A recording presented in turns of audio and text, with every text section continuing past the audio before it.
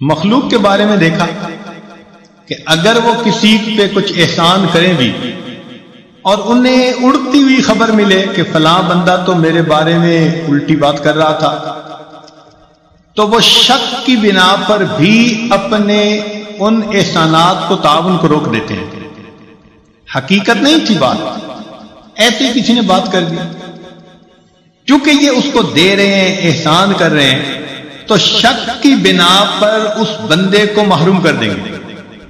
اور اللہ تعالیٰ کیا ذات ہے، سبحان اللہ، کہ اس کے بندے اگر بتقاضائے بشریت گناہ بھی کر بیٹھتے ہیں، حکم خدا کو توڑ بھی بیٹھتے ہیں اپنی جہالت کی بنا پر، اللہ تعالیٰ اپنی نعمتوں سے محروم پھر بھی نہیں کرتا۔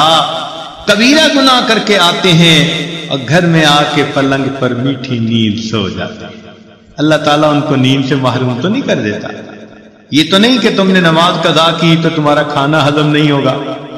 اللہ تعالیٰ کتنی جو ہے وہ شفیق ذات ہے، رحیم ذات ہے، کہ جو اپنے بندوں پر ان کے گناہوں کے باوجود بھی فوراً اپنی نعمتوں کے دروازے بند نہیں کرتا، بلکہ ان کو مہلت عطا فرما دیتا ہے۔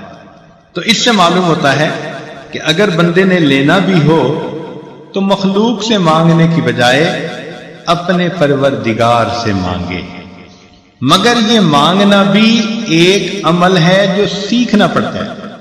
آپ نے دیکھا ہوگا کورس کے اندر اپلیکیشن دینی ہو نا، تو ہر بندہ تو وہ فارم بھر ہی نہیں سکتا، تو لوگ بیٹھے ہوتے ہیں جو کہتے ہیں جی آئیں ہم آپ کو فارم بھرنا سکھا دیتے ہیں۔ آپ نے پاسپورٹ کے لیے اپلائی کرنا ہے تو درخواست میں کتنی ٹیکنیکل پوائنٹس باتیں ہوتی ہیں، تو بندہ ضرور ہیلپ مانگتا ہے کسی سے کہ بھئی میں ایسا نہ ہو کہ کہیں غلط انفارمیشن پہ دے بیٹھے۔ عمرہ حج کا ویزا ہو تو کسی نہ کسی جاننے والے سے پوچھتا ہے کہ بھئی میں نے اپلیکیشن کیسے بھری۔ اسی طرح اللہ والے وہ دعا مانگنے کا عمل جانتے ہیں، ہمیں ان سے پوچھنا چاہیے کہ جی ہم نے اگر اللہ تعالیٰ سے کوئی دعا کرنی ہے تو یہ بھی تو ایک اپلیکیشن بھرنے کی مانند ہے نا، تو ہم کیسے اپلیکیشن بھریں کہ اپروو ہو جائے؟ ہم نے دنیا میں دیکھا کہ اگر اپلیکیشن پراپر نہ بھری ہوئی ہو نا تو ریجیکٹ ہو جاتی ہے۔ بالکل یہی معاملہ اگر دعا پورے آداب کے ساتھ نہ مانگی جائے تو دعا بھی اللہ تعالیٰ کے حضور قبول نہیں ہوتی۔ اب ہم پھر پریشان ہوتے ہیں وہ جی ہماری دعائیں قبول کیوں نہیں ہوتی، اور معاذ اللہ ایسے الفاظ کہہ بیٹھتے ہیں جی اللہ تعالیٰ تو ہماری سنتا ہی نہیں، حالانکہ ان ربی لسمیع الدعاء، میرا پروردگار تو ہر بات کو، دعا کو سنتا ہے۔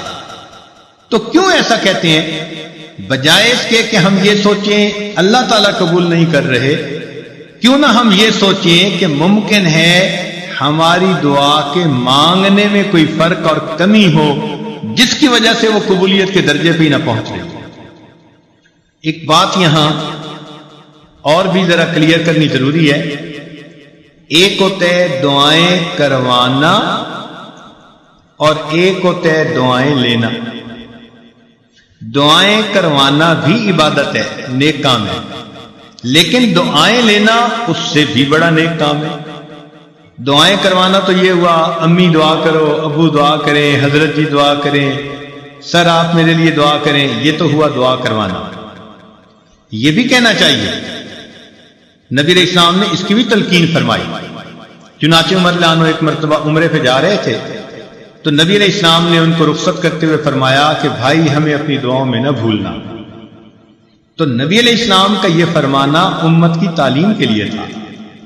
ہم بھی دعاؤں کے لیے کہیں نیک لوگوں کو، بڑوں کو، لیکن اس سے بھی بڑا رتبہ اور درجہ یہ ہے کہ ہم ان کی دعائیں لینے والے بن جائیں۔ دعائیں لینا کیا ہوتا ہے؟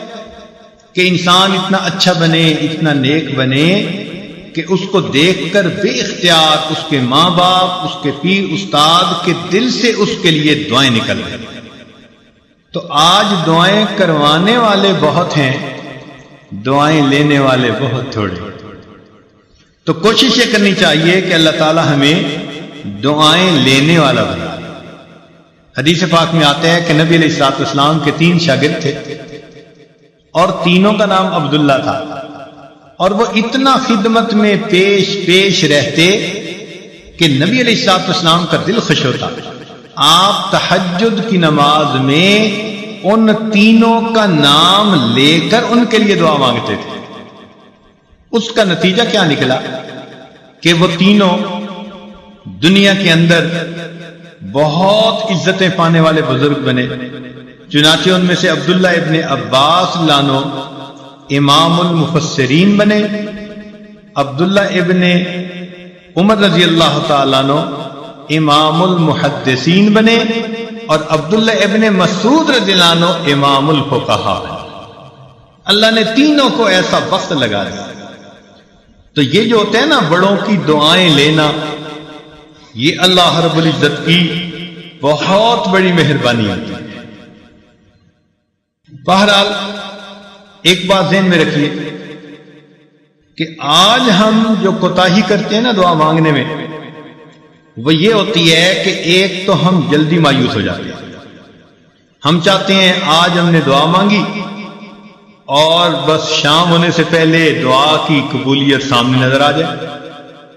آج کل عورتیں ایسے سمجھتی ہیں کہ جیسے ہم نے خامن کو صبح کام کہا تو شام تک ہونا چاہیے، اگر نہیں ہوا تو شکوہ کریں گے۔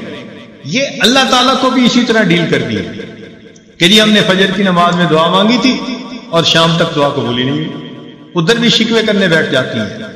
اللہ تعالیٰ ہے، اس سے مانگنے کا طریقہ ہے، اس کی بارگاہ میں ناز نہیں چلتا، اس کے ہاں نیاز چلتا ہے، عاجزی چلتی ہے۔ کئی مرتبہ عورتوں کو دیکھا خط میں اپنے حالات لکھتی ہیں کہ جی میں نے دعا مانگی قبول نہیں ہوئی، بس میں نے تو دعائیں مانگنی چھوڑ دی۔ یعنی جیسے خامن سے روٹھ جاتا ہے، یہ خدا کی بندیاں اپنی کم علمی کی وجہ سے اپنے خدا سے بھی روٹھی پھرتی ہیں۔ یہ نہیں دیکھیں گی کہ بھائی دعا مانگنے میں تو کوئی کمی ہوگی نا، جس وجہ سے یہ اپلیکیشن ریجیکٹ ہو گئی ہے، اس پہ غور نہیں کریں گی، بلکہ اللہ تعالیٰ تو جی ہماری تو سنتا ہی نہیں۔ کیوں نہیں سنتا؟ حدیث پاک میں آتا ہے ہر بندے کی دعا قبول ہوتی ہے، مگر قبولیت کے 3 انداز ہیں۔ یا تو جیسے مانگی منو ان قبول ہو گئی، یا اللہ تعالیٰ اس کے بدلے کوئی بڑی مصیبت اس بندے سے دور کر دیتے ہیں، یا اس کو نام اعمال میں ذخیرہ کے طور پر لکھوا دیتے ہیں، اور قیامت کے دن اس کو اتنا دیں گے۔ حدیث پاک میں آتا ہے کہ وہ بندہ دعا مانگے گا، اللہ دنیا میں میری کوئی دعا نہ پوری ہوتی، ہر دعا ذخیرہ بنی ہوتی، اور آج اس دن مجھے اس کا اجر ملتا تو کتنی اچھی بات ہوتی۔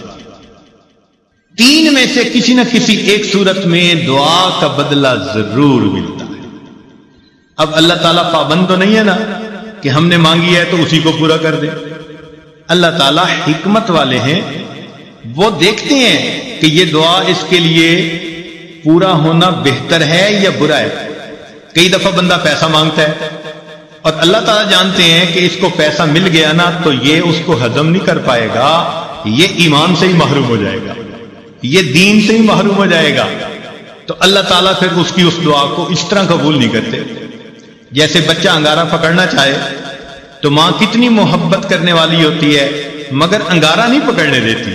اب بچہ روئے جی امی میری بات نہیں مانتی، نہیں، بچے کو نہیں پتا کہ وہ اس کے لیے نقصان دہ ہے، ماں کو پتا ہے۔ اسی طرح ہم نے جو مانگا ہمیں کیا پتا وہ ہمارے لیے ٹھیک ہے یا نہیں۔ اللہ تعالیٰ چونکہ رحیم و کریم ہے، اس لیے جو بندے کے لیے بہتر نہیں ہوتا اللہ تعالیٰ وہ نہیں کرتا۔ چنانچہ کئی بچیاں چاہتی ہیں کہ جی فلاں جگہ شادی ہو جائے، ہر بندہ چاہتا ہے پسند کی شادی ہو، تو اب ان کی اگر نیت بن گئی کہ ادھر شادی ہو جائے اور ہو نہیں رہی تو بس سب سے بیزار، بڑی دعائیں مانگی، بڑے وظیفے کیے، بڑا قرآن پڑھا، اور جی ہماری تو دعا قبول ہی نہیں ہوتی۔ اللہ کی بندی، آپ کو کیا پتا کہ وہ جو اس وقت اتنی محبتوں کا تمہارے ساتھ اظہار کر رہا ہے کل کو تمہارے ساتھ وہ کیا برتاؤ کرے گا۔ ممکن ہے کل کو وہ تمہیں سرے سے ہی طلاق دے دے، کل کو وہ تمہاری بجائے کسی اور کے ساتھ اپنے تعلق بنا لے اور تمہیں گھر کے اندر ذلیل کرے، دوسروں کے سامنے بے عزت کرے، اور تم اس وقت جینے کی بجائے مر جانے کو ترجیح دینے لگو، تو اس وقت انسان سوچتا ہے جی ادھر میرا رشتہ ہو جائے، اور وہ کہتے ہیں جی میری دعا قبول ہی نہیں ہوتی۔ بھائی قبول اس لیے نہیں ہو رہی، اللہ تعالیٰ بہتر جانتا ہے۔ تو اس لیے دعا جب بھی مانگی جاتی ہے، اگر بندے کے حق میں بہتر ہو تو اللہ تعالیٰ اسی طرح پورا کر دیتے ہیں، بہتر نہ ہو تو اللہ تعالیٰ پورا نہیں کرتا۔ مثال کے طور پہ ایک بندے نے کہا اللہ مجھے امیر بنا دے، غنی بنا دے، اللہ تعالیٰ نہیں بناتے، کیوں؟ اللہ تعالیٰ جانتے ہیں اس کو مال ملا تو یہ اولاد کی تربیت کر نہیں سکے گا، اس کی اولاد نافرمان بن کے ایمان سے بھی خارج ہو جائے گا۔